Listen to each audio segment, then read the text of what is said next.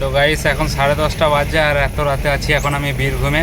তো বীরভূমে এই জায়গাটার নাম হচ্ছে গোলাপবাগ। তো গোলাপবাগ যেটা বর্ধমানে আছে সেই গোলাপবাগ নয়, এটা গোলাপবাগ বীরভূমে আছে। তো এইখান থেকে এখন বার হচ্ছি আর কোন রোডে যাচ্ছি সেটা তোমাদের দেখাবো। তো আজকের ভিডিওতে তোমাদের দেখতে হবে কন্টিনিউ, তো সাথে থাকো। আর রাত্রে ভিডিওতে কি দেখাবো লাইটের রাস্তাতে ওইটাই দেখাচ্ছি, তো কন্টিনিউ থাকো, তোমাদের দেখাচ্ছি পুরো ভিডিওটা। তো গাইস এইদিকে রোডে কি বলো তো, মানে এইদিকে রোডে বেশিরভাগ মাঠঘাট বেশি। তো আমাদের ওইদিকে যেমন জঙ্গল পাহাড় সেগুলো দেখা যায়, কিন্তু এই সাইডে বীরভূম সাইডে মাঠ আর রাস্তা। তো এটা গ্রামের রাস্তা। এখন আমি গোলাপবাগে যে রোড গ্রাম আছে সেই গ্রাম থেকে এখন বেরোচ্ছি, মেন রোড এখনও উঠিনি। তো মেন রোড কোনখানে উঠছি সেটাও তোমাদের দেখাবো। তো এখন গ্রামের রোডের ডান দিক থেকে এসেছিলাম মানে। তো একটাই রোড আছে ঢালাই রোড, আরও রাস্তা আছে সেগুলো অন্যদিকে চলে যাচ্ছে। তো আমার কোনো বেরোতে অসুবিধা হলো না। আর এই একটা মেন রোড আছে, কিন্তু এটা সে মেন রোড নয় যেটাতে আমরা এসেছি। তো গাইস দেখতে পাচ্ছ রোডটা খুব খারাপ আছে, আর এই রোডটাতে এসেছিলাম। তো ফাইনালি সামনে একটা মেন রোড আছে, সেই মেন রোডে উঠবো আর গোলাপবাগ থেকে এখন বার হচ্ছি, ঠিক আছে। তো দেখি কতক্ষণ সময় লাগে। আর গাড়ি আমার রিজার্ভ দেখতেই পাচ্ছ, দেখাচ্ছি তোমাকে, রিজার্ভ হয়ে গেছে। তো ফাইনালি আমরা যে মেন রোডে পেট্রোল পাম্প পাবো সেখানে তেল ভরতে হবে, না সেটা অসুবিধা হয়ে যাবে। তো রোডটা একটু ডিস্টার্ব আছে, রোডটা বর্ষার টাইমে রোড অলরেডি সব জায়গায় খারাপ, তো এটাও খারাপই আছে, খুব একটা খারাপ নেই, যাওয়া যাবে। তো দেখি কতক্ষণ সময় লাগছে দুর্গাপুর যেতে। আর আজকে ভিডিওটা তোমাদের পুরো দেখতে হবে পুরোটা, যে আজকে রাতে কোথায় কিভাবে যাচ্ছি। আর প্রায় এক সপ্তাহের কাছাকাছি হয়ে গেছে ভিডিও আসেনি, অনেকই ডিস্টার্ব ছিল, মানে আমার অসুবিধা ছিল, ওই জন্য আমি ভিডিও করতে পারিনি, তার জন্য সরি। তো কন্টিনিউ ভিডিও আনার চেষ্টা করব, তোমরা সাথে থাকো। তো ফাইনালি এই যে মেন রোডটা দেখছো এটা পারুই চলে যাচ্ছে, আর আমরা ডান দিকে নিয়ে নেবো এই জায়গাটা থেকে। তো এই জায়গাটা আমার নাম ঠিক একটা খেয়াল আসছে না, তাই বলতে পারছি না। তো রাতের বেলায় সিন আছে তোমাদের কিন্তু বলতাম যে এটা কোন জায়গা, তোমরা কমেন্ট করে জানাও।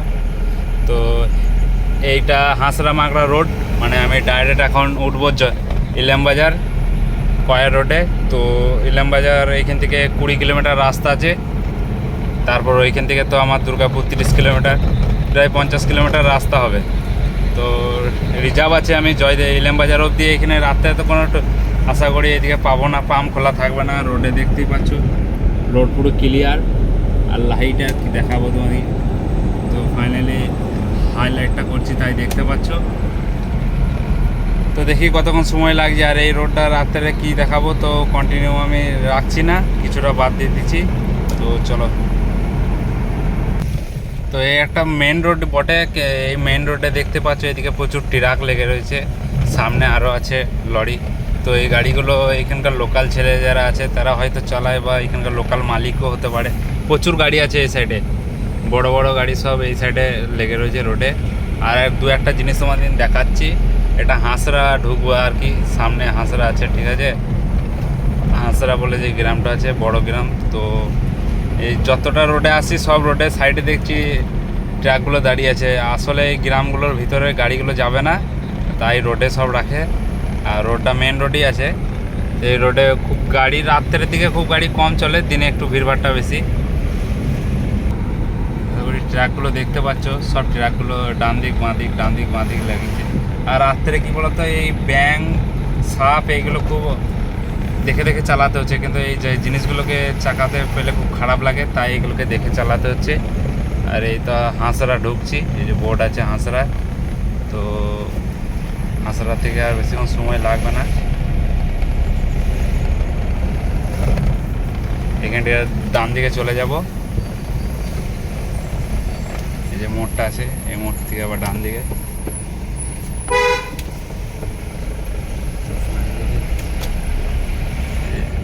হাঁসরা বাস স্ট্যান্ড পার করছি। আর কদিন আগে আমার গাড়িটা গেছিলো মুর্শিদাবাদ জঙ্গিপুর, তো আমি যাইনি, আমি বাড়িতে ছিলাম, তাই ভিডিও আসেনি। আর কদিন ধরেই ভাবছিলাম যে বাইরে যেতে হবে, ভিডিও আসছিলো না, ওই জন্যই আবার ফির আমি চলে এলাম। তো আজকে রাত্রে এলাম, দিনে এলে খুবই ভালো হতো, কিন্তু কিছু করার নেই, রাত্রে এই প্রোগ্রামটা হয়েছে তাই রাত্রে আসতে হলো।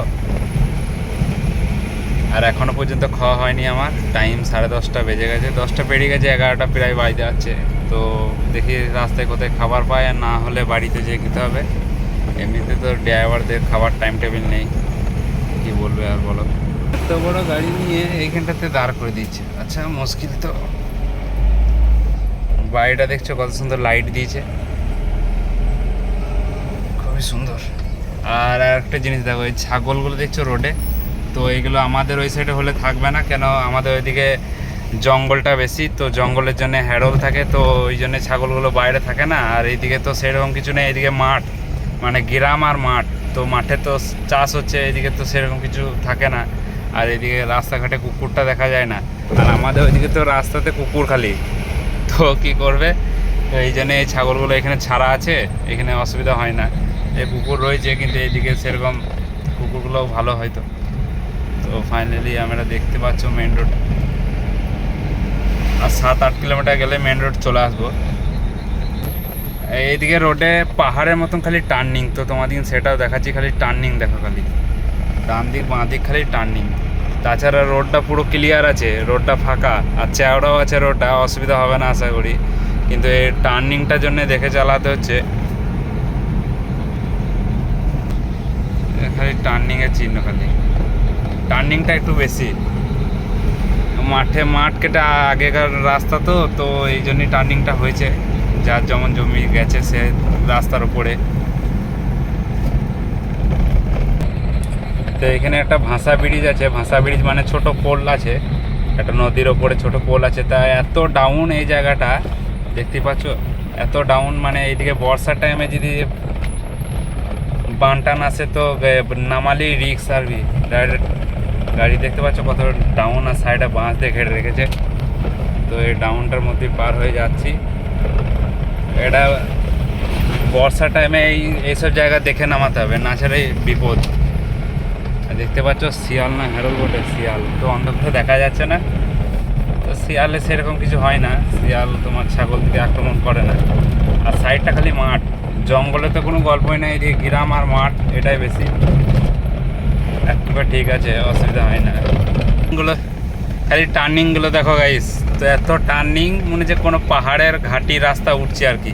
দেখতে পাচ্ছ এই যে বিহারের যেমন ঘাটিগুলো আছে, ঝাড়খণ্ডে বিহারে সেই রকম টাইপের, তো রাস্তাতে এরকমই টার্নিং করে যাচ্ছে, একবার একদিকে একবার এইদিকে।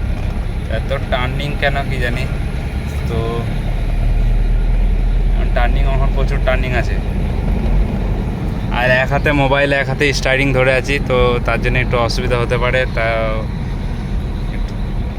কিছু করার নেই, এইভাবেই করতে হবে ক্যামেরা। আর দেখতে পাচ্ছ টার্নিং দেখো খালি, একবার ডান দিক একবার বাঁ দিক, একবার ডান দিক একবার বাঁ দিক। দিনে হলে যে আরও ভালো করে দেখাতে পারতাম, কিন্তু এটা রাতে, ওই জন্য একটু অসুবিধা হচ্ছে। যতটা লাইট পাচ্ছ অতটা দেখতে পাচ্ছ, তারপর তো ক্লিয়ার হচ্ছে না।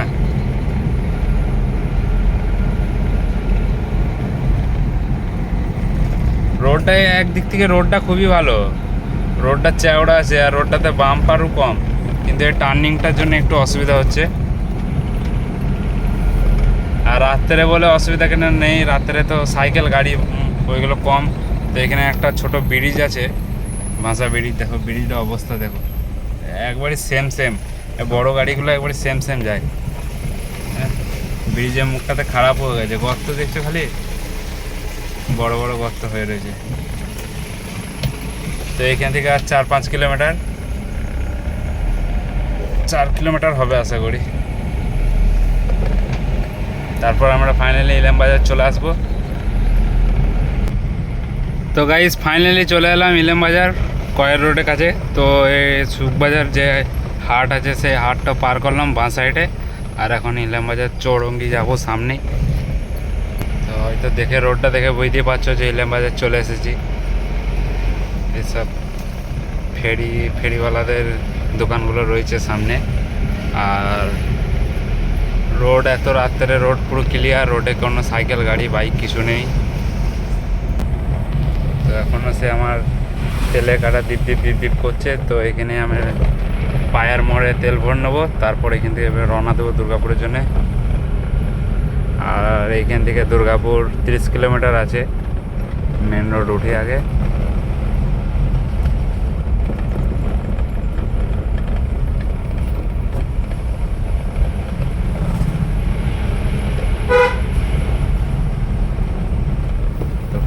চলে এলাম ইলামবাজার বাস স্ট্যান্ড। তো এইখান থেকে বাস স্ট্যান্ড থেকে ডান দিকে নিয়ে নিলাম, আর এখান থেকে মেন রোড উঠে যাব, দুরাজপুর সিউড়ি রোড মেন রোড। এখানে আগে প্রচুর বাম্পার ছিল, বাম্পারগুলো হাঁটিয়ে দিয়েছে। দেখে উঠতে হবে, মেন রোড তো, মেন রোডে গাড়ি আছে।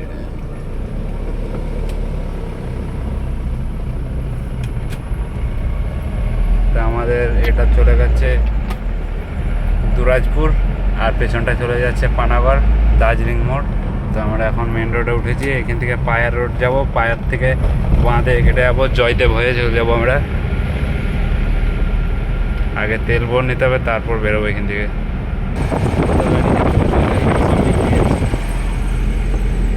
তো ফাইনালি পায়ার মোড় চলে এলাম, আর এখানে পাম্প আছে, পেট্রোল পাম্প। সেই পাম্পে আগে তেল ভরতে হবে, এখানে রিস্ক নিয়ে যাওয়া যাবে না। এই পায়ার মোড়।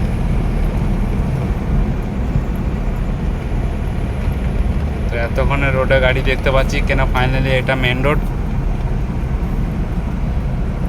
অ্যাকচুয়ালি এটা হাইওয়ে বটে, এটা শিলিগুড়ি অবধি চলে যাচ্ছে। আর এই যে বাঁ দিকে রোডটা যাচ্ছে, এই রোডে যাব, কিন্তু আগে তেলটা ভরতে হবে সোজা দিয়ে, তারপর আবার আমাকে ব্যাকে আসতে হবে। এই যে পাম্পটা রয়েছে, এই পাম্পটাতে তেলটা ভরবো।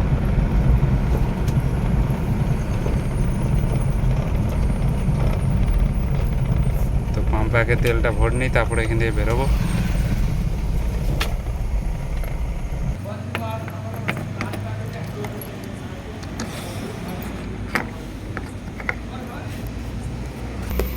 তো গাইস ওই গাড়িটা হবে, তারপর আমি এখান থেকে ভরবো। আর এই পাম্পে দাঁড়িয়ে আছি, দেখতে পাচ্ছ পাম্পে কাজ চলছে। তো এই লাইনটাতে তেলটা ভরবো গাড়িটা হয়ে যাওয়ার পর। তো তেল ভরলাম, এক দাগ উঠলো আর এক দাগ ছিল। এখানে লিটার আছে, দেখতে পাচ্ছ লিটারটা, তো সামনে থেকে দেখা যাচ্ছে না। তো এখান থেকে বেরোয় আগে, আমাকে আবার ব্যাকের রোডটা ধরতে হবে, পেছনের রোডটা।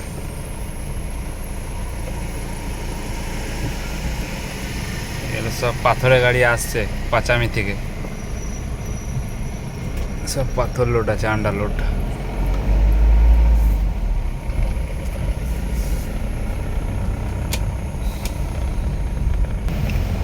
এখান থেকে আবার ডান দিকে চলে যাব, জয়দেব রোড। এই পায়ার মোড় থেকে কেটে গেল, আর এটা সোজা আমাদের জয়দেব চলে যাচ্ছে। একসাথে 6খানা বাম্পার।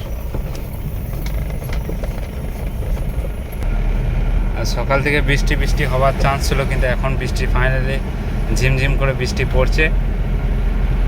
জোর বৃষ্টি হয়নি, মানে শিশির পড়ার মতন বৃষ্টিটা পড়ছে।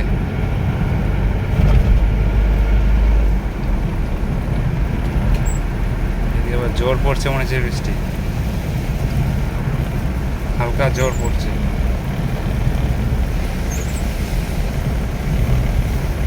তো এইখান থেকে 40 মিনিট লাগবে আমার বাড়ি যেতে। তো কন্টিনিউ আমি রাখছি না, ব্রিজটা আমাদের চালু হয়ে গেছে। আগে তো ঘাটের রোডে যেতে হতো, এখন ঘাটের রোডটা বন্ধ, আর এখন ব্রিজটা কমপ্লিট চালু করে দিয়েছে, সব গাড়ি পেরোতে পারবে এদিকে।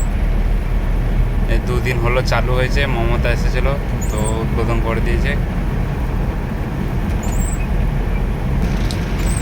তো গাইস এইদিকে বৃষ্টির কারণে রোডটা ভালো করে দেখা যাচ্ছে না, রোডটা ব্ল্যাক। তো আমি দেখতে পাচ্ছি অতটা, কিন্তু ক্যামেরাতে অতটা বোঝা যাচ্ছে না। তো ফাইনালি আমরা সুগর গ্রাম পার করছি, এরপরই চলে আসবে জয়দেব ঘাটের কাছাকাছি। তো ব্রিজ হয়ে যাব, নতুন ব্রিজ হয়ে। আর এখন টাইম